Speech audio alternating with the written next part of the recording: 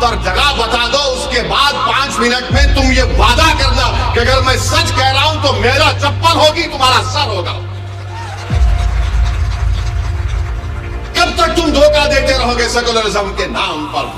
پنڈت نہرو 1953 سے لے کر 1964 تک میرے پاس چارٹ ہے جو فسادات ہوئے، ان فسادات میں 85% مرنے والے مسلمان تھے، 60% زخمی ہونے والے مسلمان تھے، اور تم بات کرتے ہو سیکولرزم کی۔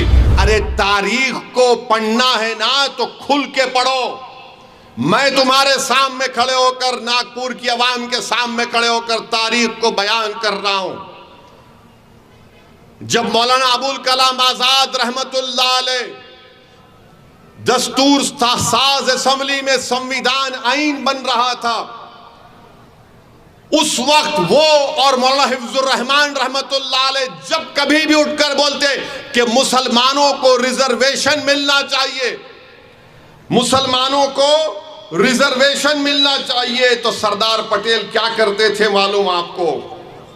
سردار پٹیل یہ کرتے تھے کہ 2 مسلمانوں کو مولانا آزاد اور مولانا حفظ الرحمان رحمت اللہ علیہ کے سامنے کھڑا کر دیتے تھے۔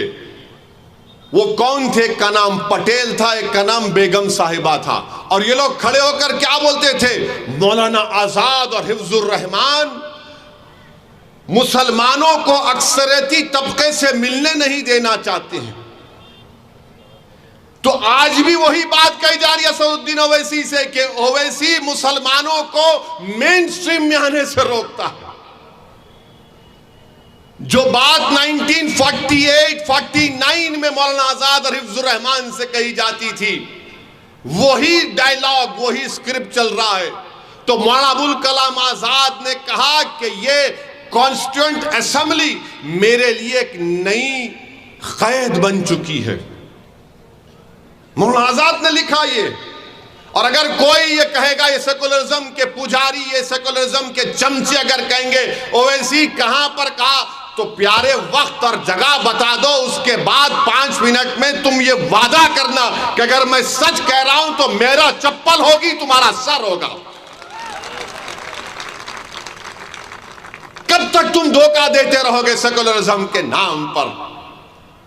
جو بولتے آزادی کے وقت ایسا ہوا تھا، آزادی کے وقت یہ بھی ہوا تھا کہ پنڈت نہرو 1953 سے لے کر 1964 تک میرے پاس چارٹ ہے جو فسادات ہوئے، ان فسادات میں 85% مرنے والے مسلمان تھے، 60% زخمی ہونے والے مسلمان تھے، اور تم بات کرتے ہو سیکولرزم کی۔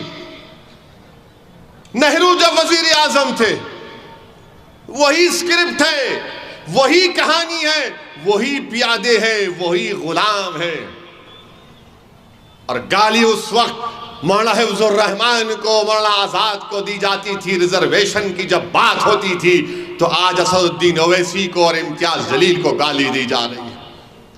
مگر میرے عزیز دوستوں اور بزرگوں، آپ کو سمجھنا ان بات کو، میں سنویدھان میں، آئین میں جو سیکولرزم لکھا گیا اس کے خلاف کبھی تھا نہ رہوں گا۔ میں ہمیشہ سیاسی سیکولرزم کے خلاف ہوں۔ اس کو استعمال کیا گیا ہے مسلمانوں کو کمزور بنانے کے لیے، اس کو استعمال کیا گیا ہے مسلمانوں کو بے گھر بنانے کے لیے، اس کو استعمال کیا گیا ہے مسلمانوں کو فسادات کے بعد جیلوں میں ڈالنے کے لیے، اس کو استعمال کیا گیا ہے کہ مسلمانوں کو ٹیررزم کے قانون میں ڈال کر ان نوجوانوں کی جوانی کو برباد کرنے کے لیے، اس کو استعمال کیا گیا ہے کہ ہم کو طاقتور نہیں کمزور بنانے کے لیے، اس کو استعمال کیا جا رہا ہے تاکہ ہماری سیاسی قیادت نہ ابھرے۔ ان سب کو ایک بات کی تکلیف ہے کہ سب کی لیڈرشپ ہو سکتی ہے، مراٹھوں کی ہو سکتی ہے، کوئی بات نہیں، مراٹھوں کی لیڈرشپ ہو سکتی ہے، کوئی بات نہیں، بیکورڈ کلاس کی ہو سکتی ہے، کوئی بات نہیں، مگر کسی کی نہیں ہو سکتی تو دلت اور مسلمان اور آدی واسی کی پولیٹیکل لیڈرشپ نہیں ہو سکتی۔ سب کا لیڈر ہو سکتا ہے مگر مسلمانوں کا کوئی لیڈر نہیں ہو سکتا۔ اور میں کہہ رہا ہوں کہ میں لیڈر نہیں بننا چاہتا ہوں، اللہ گواہ ہے، میں اس پاک اولیاء اللہ کے آستانے کے سامنے کھڑے ہو کر کہہ رہا ہوں، اللہ میرے دل کا حال جانتا ہے، میں مسلمانوں کا لیڈر نہیں بننا چاہتا ہوں۔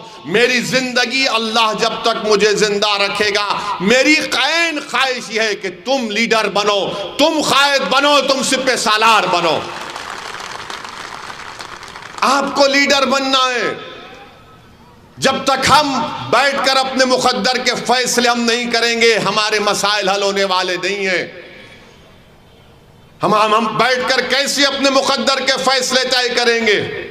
جب آپ کا نیتا ہوگا، ناگپور کی بلدیہ میں آپ کا نیتا ہوگا، مہاراشٹر کی ودھان سبھا میں 2 سے زائد آپ کے ایم ایل ایز ہوں گے، مہاراشٹر میں 1 امتیاز سے زیادہ اور ایم پی آپ کے جیت کر آئیں گے۔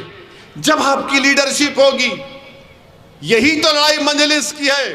میں تم سے یہ نہیں کہہ رہا ہوں کہ تم مجھے ناگپور کے آسمانوں پر جو 1-2 تارے نظر آ رہے ہو توڑ کے لا کے دو، میں تم سے صرف اس بات کی بھیک مانگ رہا ہوں کہ اگر میری بات میں سچائی ہے تو میرا ساتھ دو، میرا ساتھ دو، میرے لیے نہیں، اپنے آنے والی نسلوں کے لیے، اپنے آنے والے مستقبل کے لیے، تاکہ تم بیٹھ کر اپنے مقدر کے فیصلے طے کر سکو۔